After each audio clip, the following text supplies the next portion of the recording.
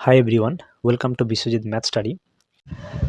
আমরা অন্তর্কলজের ব্যাখ্যা অর্থাৎ সিগনিফিকেন্স অফ ডেরিভেটিভ চ্যাপ্টারটি করছিলাম। তো গত ভিডিওতে আমরা কনসেপ্ট আলোচনা করার সাথে সাথে তোমাদের যে বইয়ে কনভেনশনাল টাইপের এমসিকিউ কোশ্চেনগুলো রয়েছে তার 10 অবধি কমপ্লিট করেছিলাম।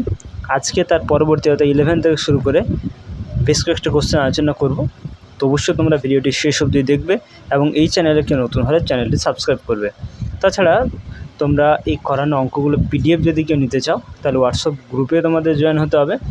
ভিডিওর নিচে ডেসক্রিপশান বক্সে দেওয়া মোবাইল নাম্বারে আমাকে হোয়াটসঅ্যাপ করো, আমি তোমাদের হোয়াটসঅ্যাপ গ্রুপে জয়েন করে দেবো, ঠিক আছে? তো চলো দেরি না করে আজকে ক্লাস শুরু করি। তো দেখো আজকের ফার্স্ট প্রবলেম কোশ্চেন নাম্বার 11। এখানে 3/2 × 2x + 1 পরিবর্তনশীল ব্যাস বিশিষ্ট অর্থাৎ ব্যাসটা দেওয়া আছে একটা বেলুন সর্বদা গোলাকার অবস্থায় থাকে, ঠিক আছে? তো এখান থেকে বুঝতে পারছো তাহলে গোলকের কথা বলছে। এক্সের সাপেক্ষ আয়তনে কি পরিবর্তন হবে সেই পরিবর্তনের হারটা বের করতে হবে, ঠিক আছে? তো এখানে যেটা দেওয়া আছে সেটা হচ্ছে বেলুনের ব্যাসটা দেওয়া আছে, তাই না? বেলুনের ব্যাস কত দেওয়া আছে না 3/2 × 2x + 1। ওকে, তো আমরা কী করব, আমরা ব্যাসার্ধ বের করব। তাহলে বেলুনটার ব্যাসার্ধ কী হবে, ব্যাসার্ধ স্মল আর অর্ধেক হবে, অর্থাৎ 3/2 রয়েছে, এটা হয়ে যাবে 3/4, ঠিক আছে? 3/4 × 2x + 1। ওকে, এটা হচ্ছে ব্যাসার্ধ।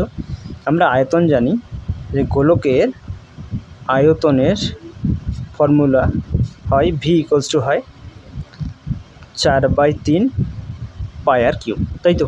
গোলকের আয়তনের সূত্র আছে 4/3 πr3। এখন এখানে দেখো আমরা এই আর এর মানটা এখানে বসাবো, তাহলে এখানে আসবে 4/3 পাই, আর মানে হচ্ছে 3/4 2x + 1 তার কিউব, তাই তো? তাহলে এখান থেকে আমরা সিম্পলিফাই করলে কী পাচ্ছি, 4/3 পাই × 3 কিউব 27, 4 কিউব 64, 2x + 1 তার হোল কিউব। ওকে, তো এখান থেকে যদি 3 × 9 = 27 কেটে দাও, 4 × 16 = 64 কাটো, তাহলে এখান থেকে ফাইনালি পড়ে থাকছে 9π/16 × 2x + 1 তার কিউব। ওকে, তো এই কোশ্চেনটাতে আমাদেরকে চাইছে এক্সের সাপেক্ষে আয়তনের পরিবর্তনের হার, ঠিক আছে? তাহলে আমরা আয়তন v সমান পেলাম 9π/16 × 2x + 1 তার হোল কিউব, তাই তো? এক্সের সাপেক্ষে আয়তনের পরিবর্তন তাহলে কি হয়ে যাবে, dv/dx, অর্থাৎ এক্সের সাপেক্ষে ডেরিভেটিভ করলে পরে আমরা এখান থেকে অ্যান্সারটা পেয়ে যাব, তাই না? তো চলো ডেরিভেটিভ করো। 9π/16 এটা কনস্ট্যান্ট রেখে নাও, এটাকে এক্স ভাবো, তাহলে এক্স কিউ হচ্ছে, তার ডেরিভেটিভ হচ্ছে 3x², এক্স মানে হচ্ছে 2x + 1 তার স্কোয়ার। ওকে, এখন এটাকে তুমি এক্স হচ্ছে, তার ডেরিভেটিভ করলে এখান থেকে তুমি 2 পাবে, ঠিক আছে? এখানে 8 × 2 = 16 কাটতে পারো, তাহলে এখানে ফাইনালি তুমি dv/dx সমান পাচ্ছ 3 × 9 = 27, 27π/8 × 2x + 1 তার স্কোয়ার। ওকে, এটা অপশান সিতে রয়েছে, তাহলে option C is the correct answer. Okay, next দেখো কোশ্চেন নাম্বার 12।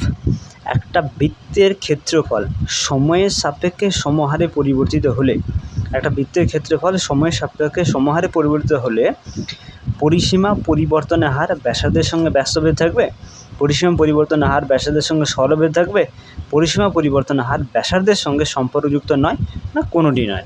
মানে আলটিমেটলি পরিসীমার ব্যাসার্ধের সম্পর্কটা কেমন হবে সেটা তোমাকে নির্ণয় করতে হবে, ঠিক আছে? তো এখানে আমরা জানি যে বৃত্তের ক্ষেত্রফল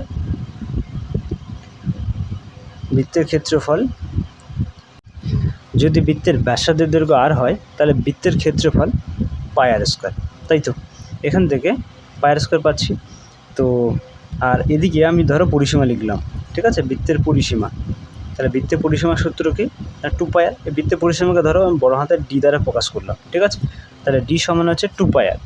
এখন এই পরিসীমাকে আমরা কি করব না সময় সাপেক্ষে ডেরিভেটিভ করব, তাহলে এখান থেকে আমরা dd/dt পাবো, তাহলে 2π, আর এখানে আর কেটি এর সাপেক্ষে ডেরিভেটিভ করলে এখান থেকে dr/dt পাবো, ঠিক আছে?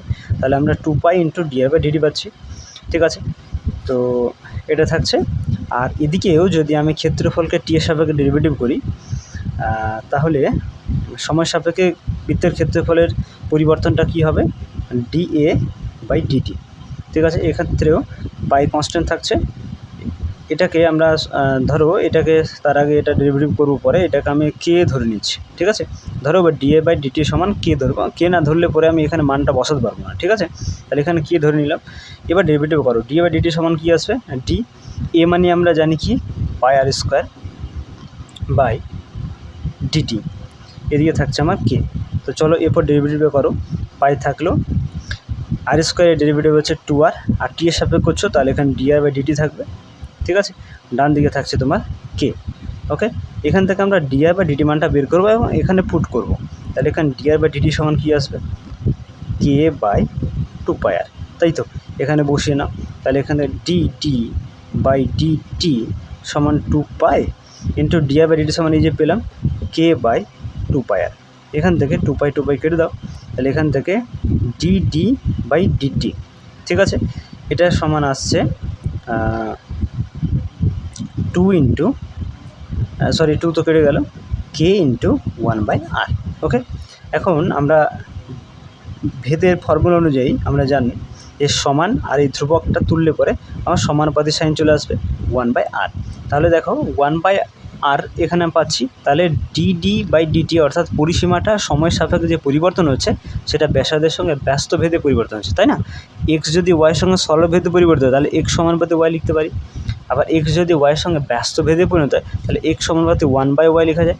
1 থাকলে আমরা সেটা ব্যস্ত ভেদে বুঝি, তাই তো। তাহলে এখানে ব্যাসার্ধ মানে আর এর সঙ্গে এই যে পরিসীমার যে পরিবর্তন সমস্যা হবে সেটা কিন্তু ব্যস্ত ভেদে আছে, কারণ 1/, আকার রয়েছে, ঠিক আছে। তাহলে এখান থেকে আমরা কি পাচ্ছি যে পরিসীমা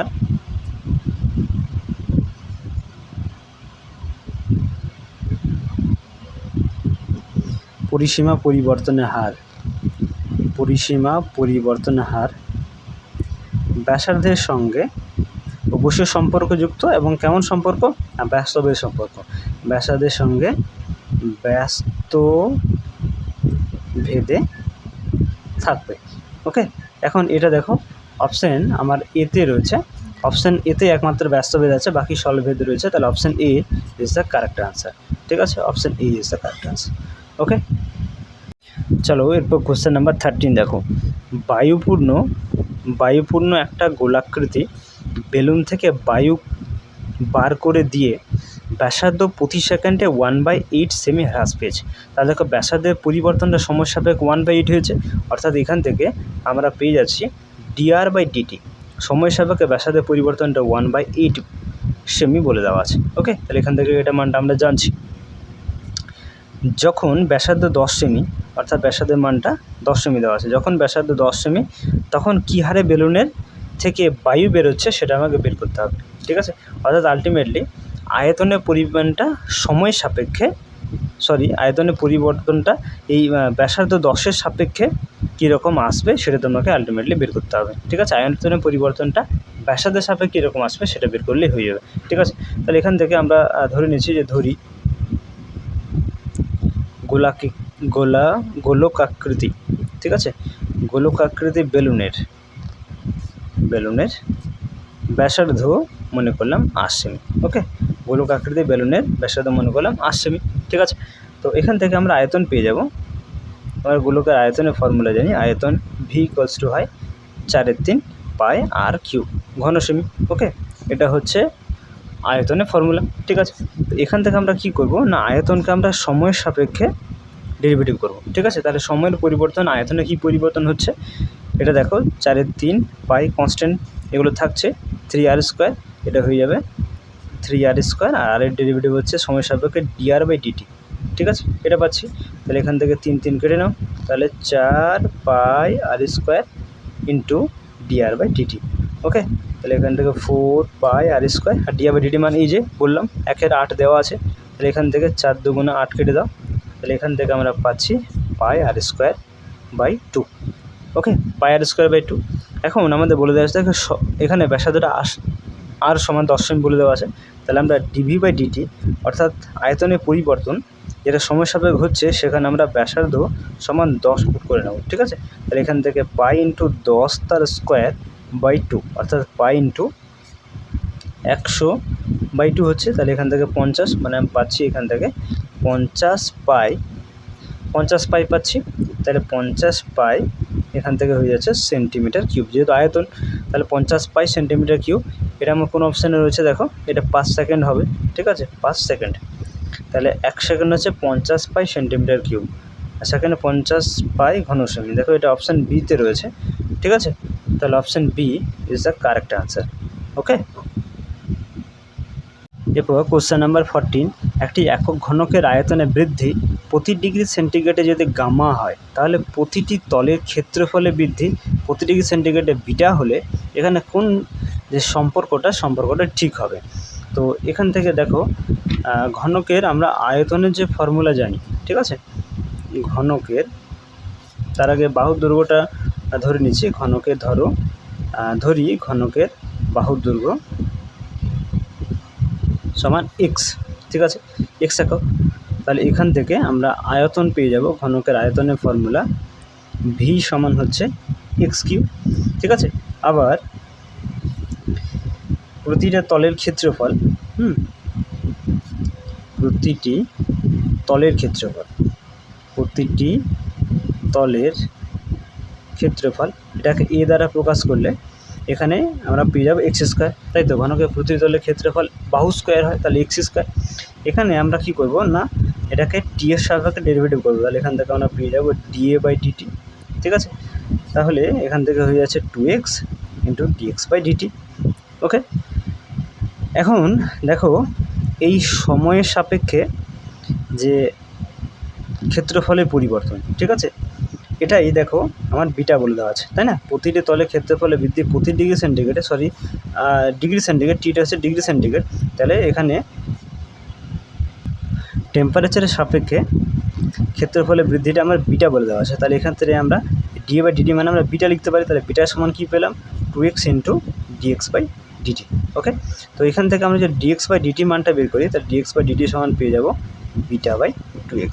ওকে, একই রকমভাবে এখানেও আমরা কি করব, এই ভিকে আয়তনকে আমরা টেম্পারেচার সাপেক্ষে ডেরিভেটিভ করব। তাহলে আমরা পেয়ে যাব ডিভি বাই ডিটি। ডেরিভেটিভ করলে পরে এখানে 3x square into dx by dt থাকবে।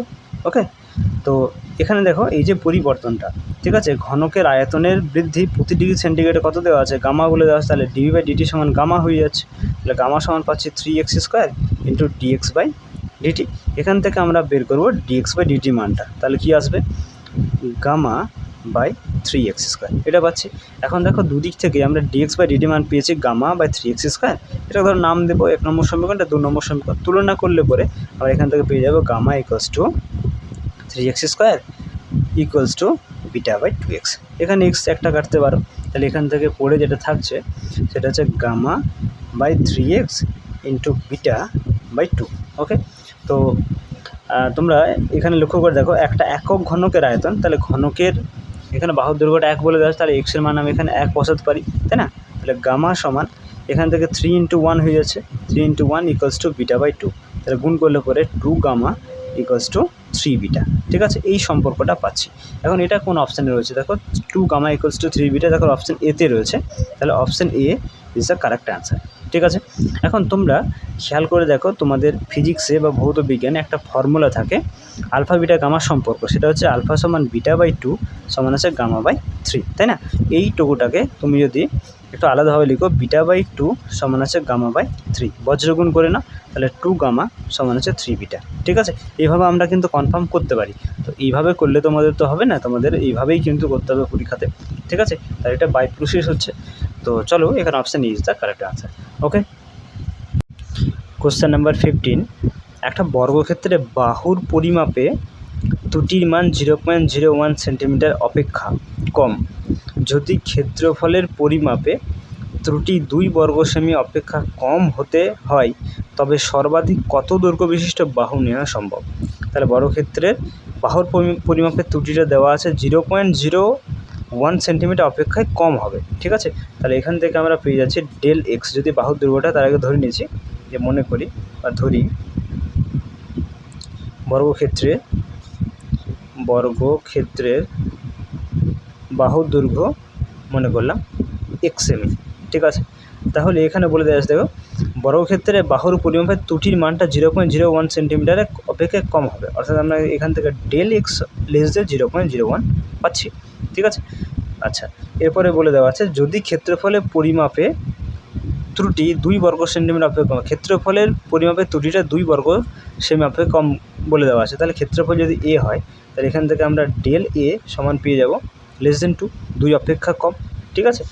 আচ্ছা, এখানে ক্ষেত্রফল আমরা জানি বর্গক্ষেত্রের ক্ষেত্রফল এ সমান হচ্ছে বাহু স্কোয়ার অর্থাৎ এক্স স্কোয়ার বর্গ সেমি, তাই তো এক্স স্কোয়ার বর্গ সেমি। এখান থেকে আমরা del A by del X সমান লিখতে পারি ডিএ বাই ডিএক্স। ওকে, তাহলে এখান থেকে আমরা যদি ডেল এর মানটা বের করি তাহলে আমরা পেয়ে যাব del A d A by d x into del x. Okay, তাহলে এখান থেকে ডেল এ ইকুয়ালস টু, দেখো ডিএ বাই ডিএক্স যেটা, ঠিক আছে, ডিএ বাই ডিএক্স এটা কিন্তু আমরা যদি এক্সের সাপেক্ষে ডেরিভেটিভ করি, ঠিক আছে, এই ক্ষেত্রফলটা এক্সের সাপেক্ষে ডেরিভেটিভ করলে এখান থেকে 2x পাবো, তাহলে ডিএ বাই ডিএক্স আমরা 2x বসাচ্ছি। ওকে, তাহলে 2x ইন্টু ডেল এক্স, তাহলে এখান থেকে আমরা ডেল এ, ঠিক আছে, ডেল এ সমান পাচ্ছি 2x ইন্টু ডেল এক্স। ওকে, তো এখানে আমরা সেটা বসিয়ে নেব। ডেল এ সমান আমরা যেটা পেলাম সেটা হচ্ছে 2x ইন্টু ডেল এক্স, সেটা হচ্ছে <0 হচ্ছে। তাহলে এখান থেকে আমরা x into del X equal <1 পাবো, তাই তো 2 দিয়ে যদি ভাগ করে নিই তাহলে x ইন্টু ডেল এক্স সমান <1 পাবো, ঠিক আছে। তাহলে এখান থেকে আমরা কি বলতে পারছি, যে এখান থেকে আমরা বলতে পারি বর্গক্ষেত্রের যে বাহুর দৈর্ঘ্য সর্বাধিক হবে যদি বাহুর দৈর্ঘ্যের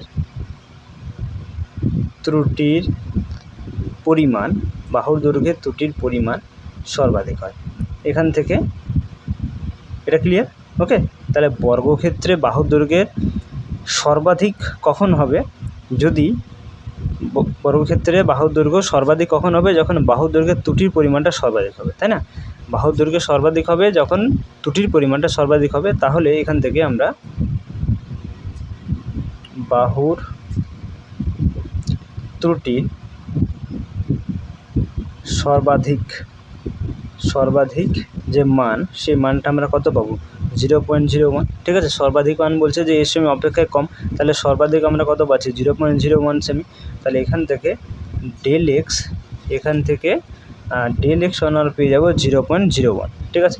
এখন দেখো এক্স ইন্টু ডেল এক্স এর মানটা আমরা জানি <1, তাই তো এখান থেকে আমরা বের করলাম এক্স ইন্টু ডেল এক্স <1 হচ্ছে। তাহলে এখান থেকে এক্স ইন্টু আমরা ডেল এক্সের মানটা বসাবো 0.01 <1, তাহলে এখান থেকে এক্স <1 বাই 0.01, মানে এখান থেকে হয়ে যাচ্ছে এক্স <100, ঠিক আছে, তাই না। দশমিকে তুললে 100 চলে আসবে। তাহলে এখান থেকে এক্স যেটা মানে বাহুর দৈর্ঘ্যে যে বর্গক্ষেত্রের বাহুর দৈর্ঘ্যটা সেখানে সবচেয়ে বেশি কত 100 কিন্তু নিয়ে আসা, মানে 100 থেকে কম নিতে হবে। তাহলে এখান থেকে সবচেয়ে বেশি 100 সেন্টিমিটার আমি নিতে পারি, তাহলে এটা আমার অপশান সিতে রয়েছে। তাহলে option C is the correct answer, ঠিক আছে। তাহলে বর্গক্ষেত্রের বাহুর দৈর্ঘ্য সবচেয়ে বেশি যেটা নেওয়া সম্ভব সেটা হচ্ছে 100, ঠিক আছে। তাহলে সেই ক্ষেত্রে আমরা ত্রুটির মানটা কিন্তু 0.01 সেন্টিমিটার অপেক্ষায় কম পাবো বর্গক্ষেত্রের বাহু পরিমাপে। ওকে, তাহলে option C is the correct answer, বুঝতে পেরেছো। নেক্সট কোশ্চেন নাম্বার 16, একটা গোলকের ব্যাসার্ধের পরিমাপ হলো 20 সেন্টিমিটার। ব্যাসার্ধের পরিমাপে বৃহত্তর ত্রুটির মান 0.05 সেন্টিমিটার হলে গোলকের বক্রপৃষ্ঠের ক্ষেত্রফলের সম্ভাব্য বৃহত্তম ত্রুটি সেটা বর্গ সেমিতে কীরকম আসবে। তো এখানে দেখো আমি ধরে নেব যে ধরি গোলকের ব্যাসার্ধ সমান আর সেমি। এখন এখানে আমার দেওয়া আছে গোলকের ব্যাসার্ধের পরিমাপটা 20 সেন্টিমিটার দেওয়া আছে, আর ব্যাসার্ধের বৃহত্তম ত্রুটির মানটা 0.05 সেন্টিমিটার। তো এটা একটু লিখে নিই যে গোলকের ব্যাসার্ধের বৃহত্তম ত্রুটি। আচ্ছা দেখো ব্যাসার্ধের বৃহত্তম ত্রুটি বলছে, তাহলে অবশ্যই আমরা একটা ডেল্টা স্মল আর দ্বারা প্রকাশ করব। এটা সমান আমার দেওয়া আছে 0.05 সেমি, তাই তো। আচ্ছা এখানে বক্রপৃষ্ঠের এটা ক্ষেত্রফল, সেই ক্ষেত্রফলকে আমরা নর্মালি এ দ্বারা প্রকাশ করি। আমরা জানি গোলকের বক্রপৃষ্ঠের ক্ষেত্রফল বা বক্রতলের ক্ষেত্রফল হয় 4πr² বর্গ সেমি, তাই তো 4πr² বর্গ সেমি। তাহলে এখানে আমার এ সমান জানা আছে 4πr²।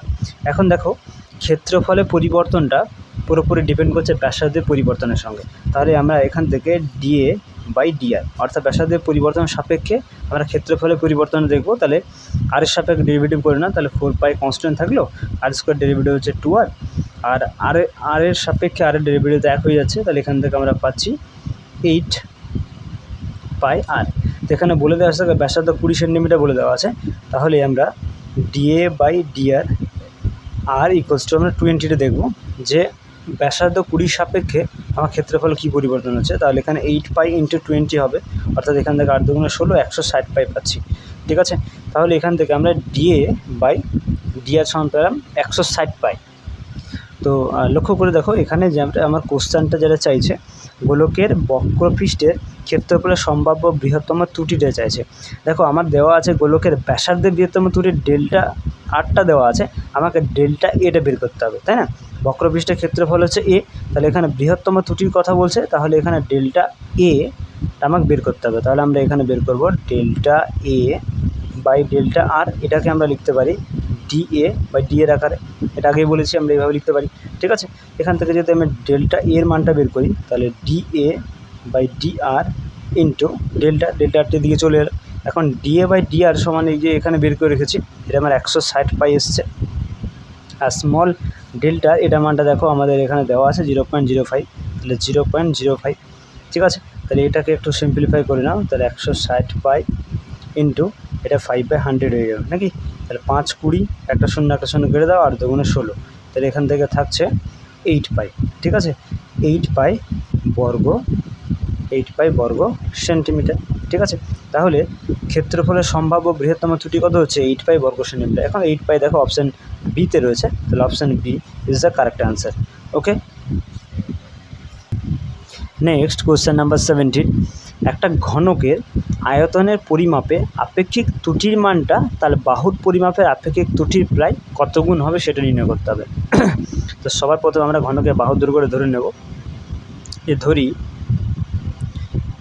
ঘনকের বাহুর দৈর্ঘ্য ধরো এক্স ধরে নিলাম, এক্স একক। ঠিক আছে, তাহলে যদি এক্স একক বাহুর দৈর্ঘ্যটা হয়, তাহলে ঘনকের আয়তনের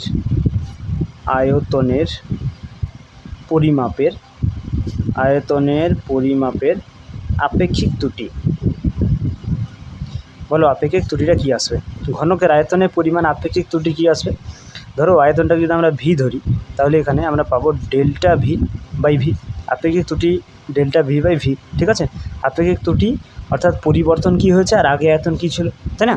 একই রকমভাবে আমরা যদি ঘনকের বাহুর পরিমাপের আপেক্ষিক ত্রুটিটা বের করি, তাহলে সেটা কত আসবে? Δx/x, তাই না? Δx পরিবর্তন হয়েছে, আগে আমার এক্স ছিল, তার আপেক্ষিক বাহুর দৈর্ঘ্যের আপেক্ষিক যে ত্রুটি সেটা হচ্ছে Δx/x, আর আয়তনের পরিমাপের আপেক্ষিক ত্রুটি হচ্ছে Δv/v। ওকে, এখন দেখো আমরা জানি যে Δv/Δx অর্থাৎ ক্ষেত্রফলের যা পরিবর্তন হবে, যা ত্রুটি হবে, সেটা কিন্তু পুরোপুরি ডিপেন্ড করছে বাহুর দৈর্ঘ্যের উপর। তার Δx এটাকে আমরা লিখতে পারি dv/dx আকারে, এটা তোমরা জানো। এখন এখান থেকে Δv সমান আমরা কী পাবো? dv/dx into Δx।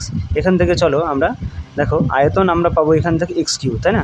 যদি এখানে বাহুর দৈর্ঘ্য x হয়, তাহলে ঘনকের আয়তনের সূত্র কি? বাহু কিউব, তাহলে এখানে x3। এখান থেকে আমরা dv/dxটা বের করে নেব। ঠিক আছে, বাহুর সাপেক্ষে আয়তনটা বের করবো, তাহলে এখান থেকে পাবো আমরা 3x²। ওকে, তাহলে এখান থেকে আমরা 3x² পাচ্ছি, তাই তো? তাহলে এখানে Δv, এখানে dv/dx মানটা বসাও, তাহলে এখান থেকে তুমি পেলে 3x² ইন্টু Δx, এটা পাচ্ছ। এখন আমাদেরকে এখানে কি বের করতে হবে? দেখো এখানে বলছে যে আয়তনের পরিমাপে আপেক্ষিক ত্রুটির মান তার বাহুর পরিমাপের আপেক্ষিক ত্রুটি প্রায় কত গুণ আছে, অর্থাৎ এখানে আমাকে বের করতে হবে Δv/v। আয়তনের পরিমাপের যে আপেক্ষিক ত্রুটি, তাহলে আয়তনের পরিমাপ আপেক্ষিক ত্রুটি মানে ডেল্টা ভি বাই ভি, তাহলে ডেল্টা ভি বাই ভি এটা মানটা বের করতে হবে। তাহলে আমরা কী করবো, বুথ সাইড ভি দিয়ে ভাগ করে নেবো, ঠিক আছে। Delta V by V, sorry এটা বুথ সাইড আমরা ভি দিয়ে ভাগ করে নেবো। তাহলে এখানেও 3x² into delta X by এখানে দিয়ে দেবো ভি, ঠিক আছে। ওকে, তাহলে এখান থেকে আমরা পাচ্ছি delta V by V equals to 3x² into delta X by V. এখানে দেখো ভি মানে আমার হচ্ছে এক্স কিউ, তাই না? তাহলে এখানে এক্স কিউ বসিয়ে দাও, তাহলে এখানে একটা এক্স পড়ে থাকবে, ঠিক আছে। তাহলে এখান থেকে আমি ফাইনালি পাচ্ছি delta V by V equals to 3 into delta X by X, ঠিক আছে। তাহলে এই ডেল্টা এক্স বাই এক্সকে দেখো আমরা ধরে রেখেছি বাহুর দৈর্ঘ্যের আপেক্ষিক ত্রুটি, ঠিক আছে। তাহলে বাহুর দৈর্ঘ্যের আপেক্ষিক ত্রুটি তার সঙ্গে 3 গুণ করলে পরে আমরা আয়তনের পরিমাপের আপেক্ষিক ত্রুটিটা পাচ্ছি। অর্থাৎ এখান থেকে যদি আমি ছোট করে লিখি এখান থেকে, তাহলে আমরা আয়তনের পরিমাপের আপেক্ষিক ত্রুটি সমান আমরা কী পাচ্ছি, 3 গুণিত বাহুর পরিমাপের আপেক্ষিক ত্রুটি, তাই না? পরিমাপের আপেক্ষিক ত্রুটি। ওকে, তাহলে অ্যান্সার হচ্ছে 3 গুণ। এখন 3 গুণ দেখো অপশান এতে রয়েছে, তাহলে option A is the correct answer. Okay, question number 18, একটা বেলুনের ব্যাসার্ধ দেওয়া আছে 7 সেন্টিমিটার। ব্যাসার্ধ মাপতে গিয়ে যদি 0.01 সেমি ত্রুটি হয়, তবে বেলুনের আয়তন নির্ণয় করতে গিয়ে ত্রুটিটা কী হবে? দেখো ব্যাসার্ধ মাপতে গিয়ে ত্রুটিটা দেওয়া আছে, ঠিক আছে। আমাকে আয়তন মাপতে গিয়ে বা নির্ণয় করার জন্য ত্রুটিটা আমাকে এখানে চাইছে। তো এখান থেকে আমাদের তুমি বুঝতে পারছো, তাহলে ব্যাসার্ধের ত্রুটিটা দেওয়া আছে, অর্থাৎ ডেল্টা আর এর মানটা দেওয়া আছে 0.01 সেমি, ঠিক আছে, এটা দেওয়া আছে। তো এখান থেকে আমরা দেখো আয়তন গোলকের, আমরা তার আগে এখানে ধরে নিচ্ছি, ধরি গোলকের ব্যাসার্ধ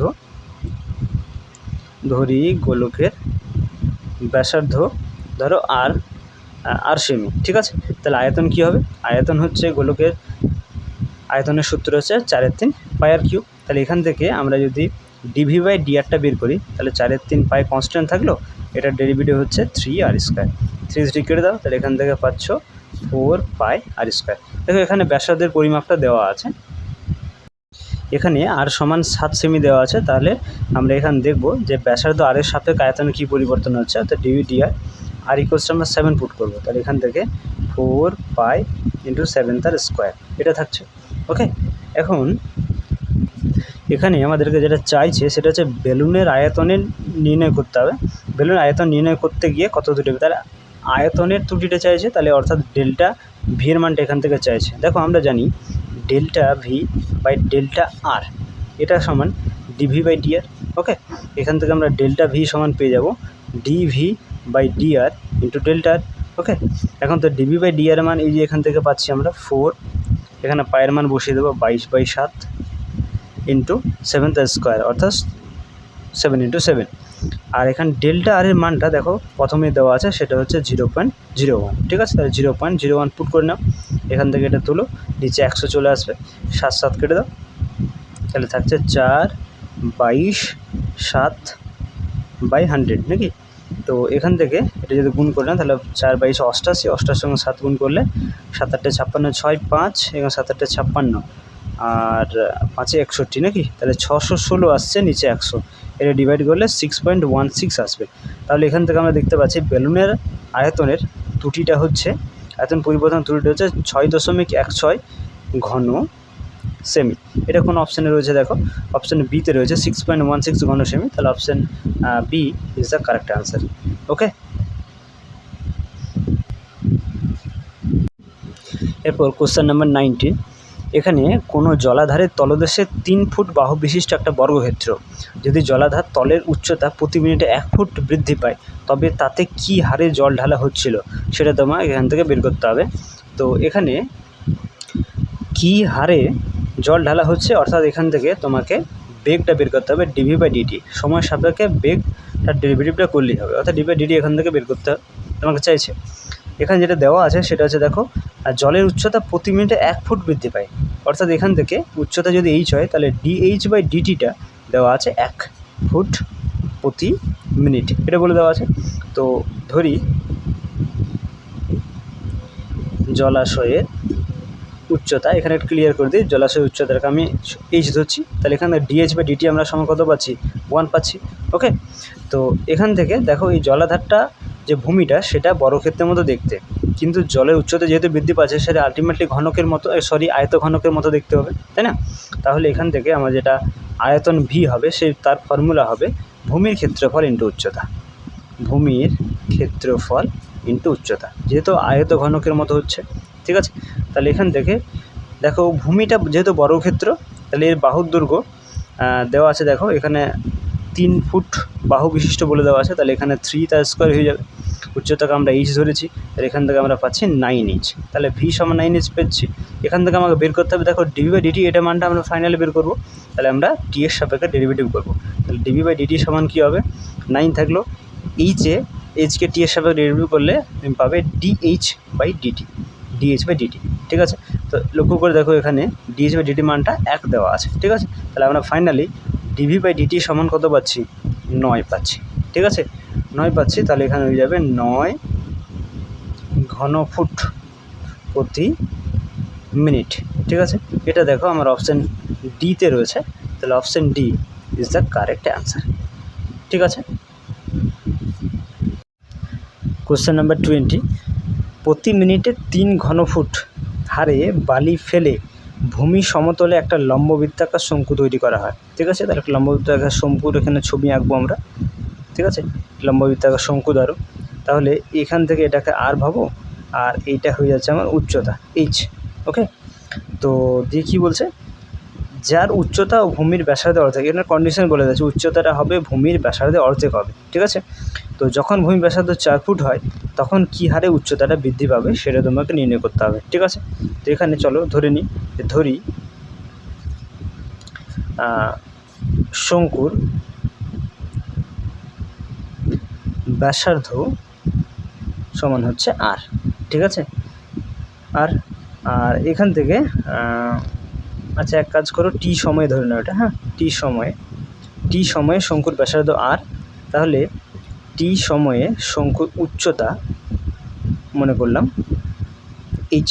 ঠিক আছে, এখানে বলে দেওয়া আছে উচ্চতা ভূমির দৈর্ঘ্যের অর্ধেক হবে। ঠিক আছে, উচ্চতাটা ভূমির দৈর্ঘ্যের অর্ধেক হবে, তাই না? ভূমির ব্যাসার্ধের অর্ধেক হবে, তাহলে এইচ সমান আমরা পাচ্ছি এখান থেকে r/2, তাই তো? এখান থেকে আমরা এইচ সমান পাচ্ছি r/2, এটা কন্ডিশানটা বলে দেওয়া আছে। ওকে, এখন আমরা দেখো এই শঙ্কুর আয়তনের সূত্র কী জানি, শঙ্কুর আয়তন ভি সমান আমরা জানি 1/3 পাই আর স্কোয়ার এইচ, তাই না? শঙ্কুর আয়তনের ফর্মুলা হয় 1/3 পাই আর স্কোয়ার এইচ। তো আমরা এখানে কি করব না 1/3 পাই, এখানে আর এর মানটা বসাবো। ঠিক আছে, এখান থেকে আর সমান আমরা কী পাবো, যদি বজ্রগুণ করো আর সমান এখান থেকে দেখো 2h পাচ্ছি, আর এর জায়গায় আমরা বসাবো 2h তার স্কোয়ার ইন্টু এখানে এইচ রয়েছে, তাহলে 1/3 পাই 2 এর কিউব হচ্ছে এখানে 4, আর এটা এইচ স্কোয়ার ইন্টু এইচ, মানে ফাইনালি পাচ্ছি 4/3 পাই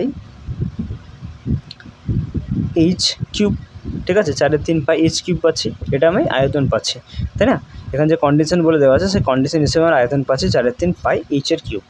এখন আমরা কি করব, এই আয়তন এই ডিভি যেটা আয়তন রয়েছে ভিটা, এটাকে আমরা সময়ের সাপেক্ষে ডেরিভেটিভ করব। ঠিক আছে, তাহলে ডিভি বাই ডিটি হবে, তো ডেরিভেটিভ করলে দেখো 4/3 কনস্ট্যান্ট, এগুলো থাকছে পাই কনস্ট্যান্ট, এইচের কিউব, তাহলে এখানে 3h square into d h by d t, উচ্চতাকে সময়ের সাপেক্ষে ডেরিভেটিভ করলে ডিএইচ বাই ডিটি পাবো।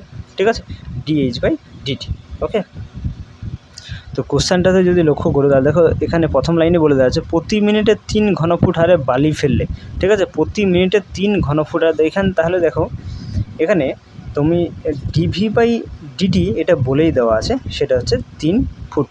ঠিক আছে, বলে দেওয়া আছে দেখো, তাহলে এখানে ডিভি বাই ডিটি সমান আমি কত পাচ্ছি, 3 পাচ্ছি, তাই তো?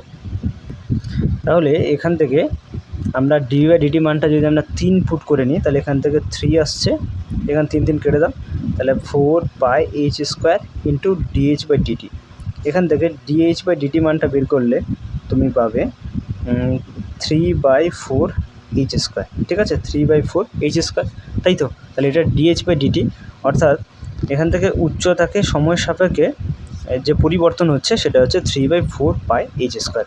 ওকে, আচ্ছা এরপরে এখান থেকে আমরা কি করব না ডিএইচ যে ডিটি রয়েছে